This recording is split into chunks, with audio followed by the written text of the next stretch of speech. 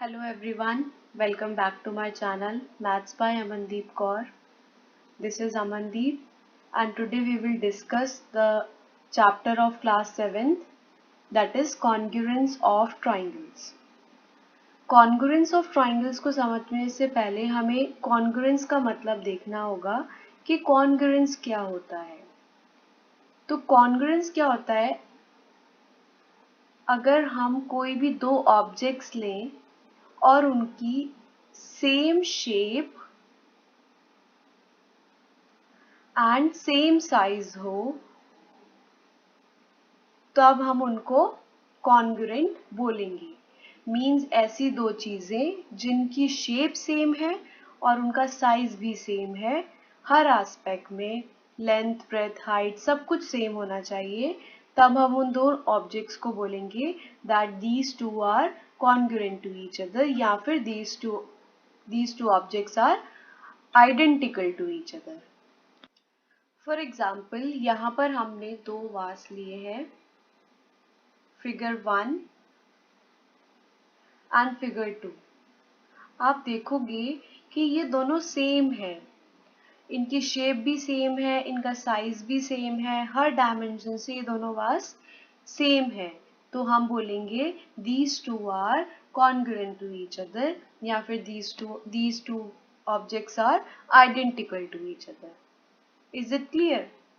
Next आता है congruency का साइन क्या होता है।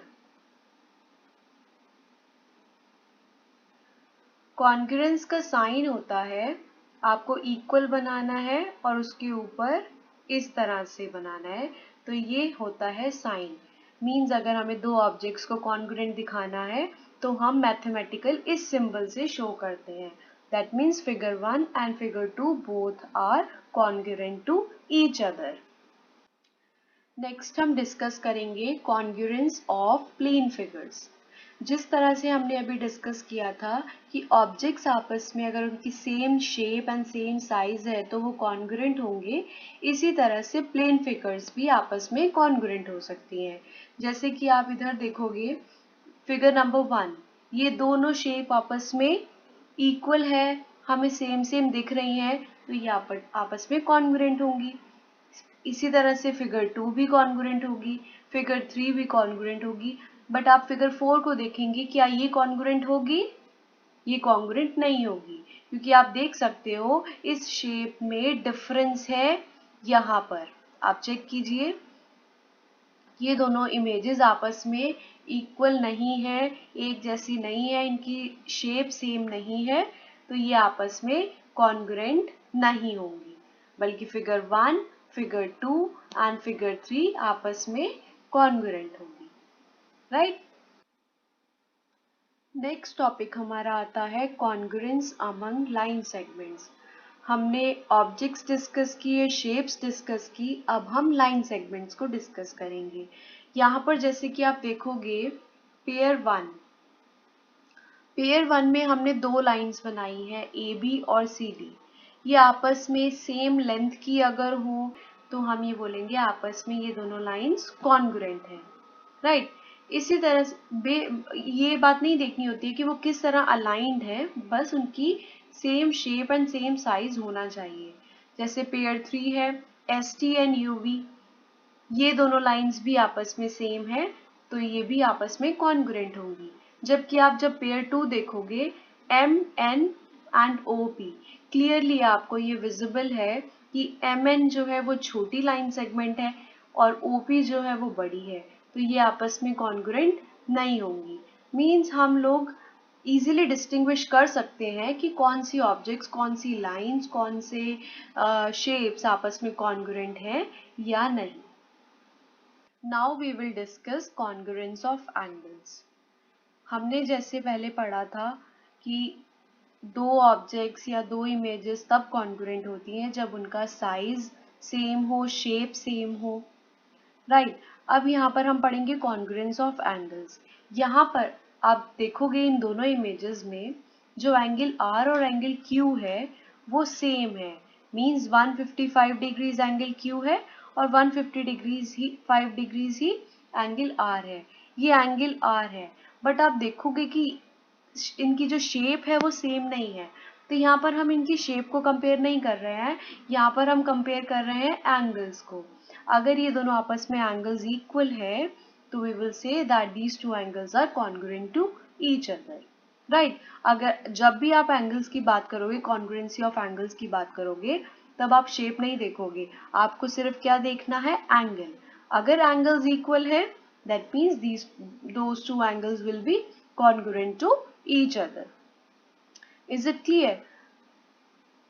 अब आते हैं हम हमारे main topic of the chapter, जो कि चैप्टर का नेम ही है कॉन्ग्रुएंस ऑफ ट्राइंगल्स, उस पर। ठीक है, अभी तक हमने जो पढ़ा वो सिर्फ उसका एक इंट्रोडक्शन था, ताकि आपको कॉन्ग्रुएंसी क्या होती है वो अच्छे से समझ में आए, आप डिफरेंशिएट कर पाओ दो इमेजेस, दो शेप्स में। बट अब हम डिस्कस करेंगे कॉन्ग्रुएंस ऑफ ट्राइंगल्स। दो ट्राइंगल्स आपस में कॉन्ग्रुएंट कब होते हैं, इसके अलग अलग क्राइटेरियाज हैं, अलग अलग प्रॉपर्टीज हैं, जो कि हम वन बाय वन डिस्कस करेंगे।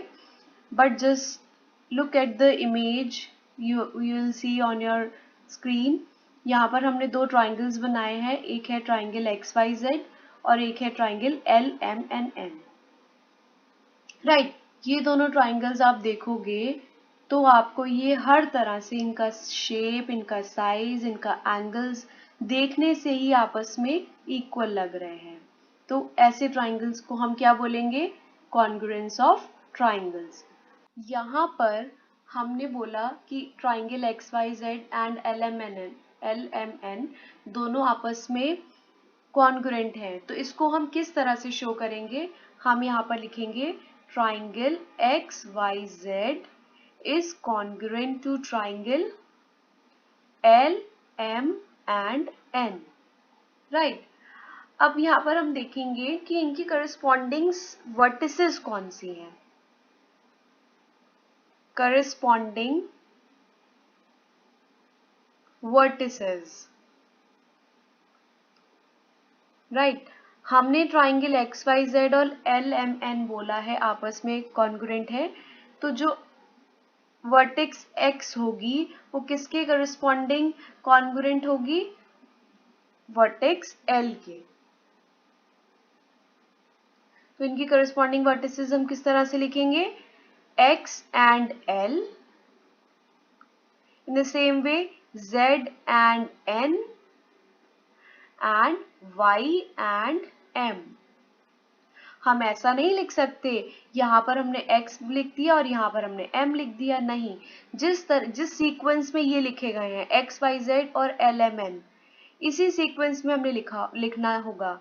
जैसे X लिखा है तो इधर L लिखेंगे, अगर हमने Y लिखा है तो इधर हम M लिखेंगे, इधर हमने Z लिखा है तो इधर हम N लिखेंगे, राइट। करस्पॉन्डिंग वर्टिसेस के बाद में आता है करस्पॉन्डिंग साइड्स।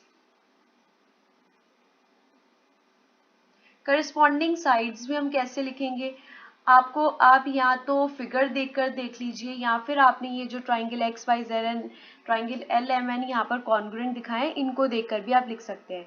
मीन्स XY हमने क्या लिखा, हमने लिखा triangle XYZ is congruent to triangle LMN, right. तो XY साइड जो है वो LM साइड के इक्वल होगी, LM साइड और XY साइड आपस में इक्वल होंगी। मीन्स XY साइड ये वाली और LM साइड ये वाली, ये आपस में इक्वल होंगी। तो करस्पॉन्डिंग साइड्स कौन कौन सी होंगी, XY एंड LM।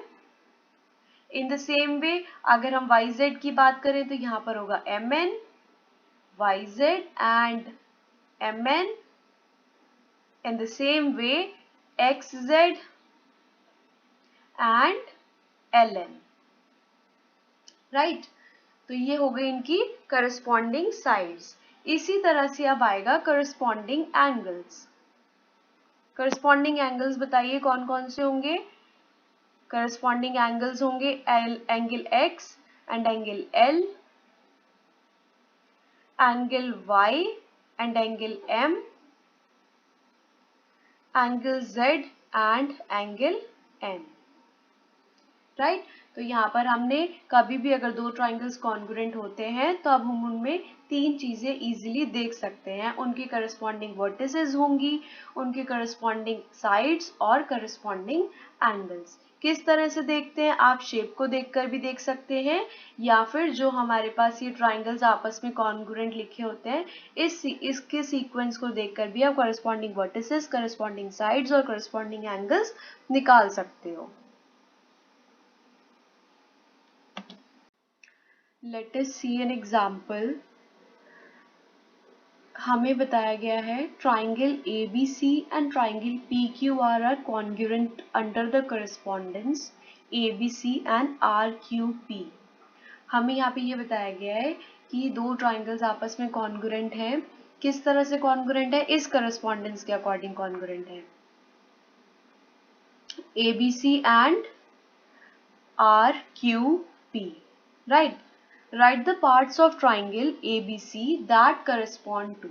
हमें ABC के पार्ट्स बताने हैं जो कि इन पार्ट्स में हमें बताने, जैसे PQ लाइन सेगमेंट जो है वो किसके करस्पॉन्डिंग होगी? जो PQ लाइन सेगमेंट है ट्राइंगल किसकी होगी? PQR। PQ line segment triangle PQR की होगी। तो हमें ये बताना है इसके करस्पॉन्डिंग ट्राइंगल ABC में कौन सी लाइन होगी।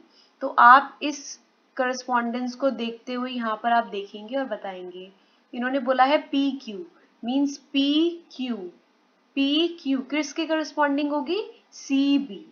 सो PQ will be correspondent to CB in ABC triangle में PQ किसके करस्पॉन्डिंग होगी? CB के। नेक्स्ट पार्ट पर आते हैं। एंगल Q की बात हो रही है।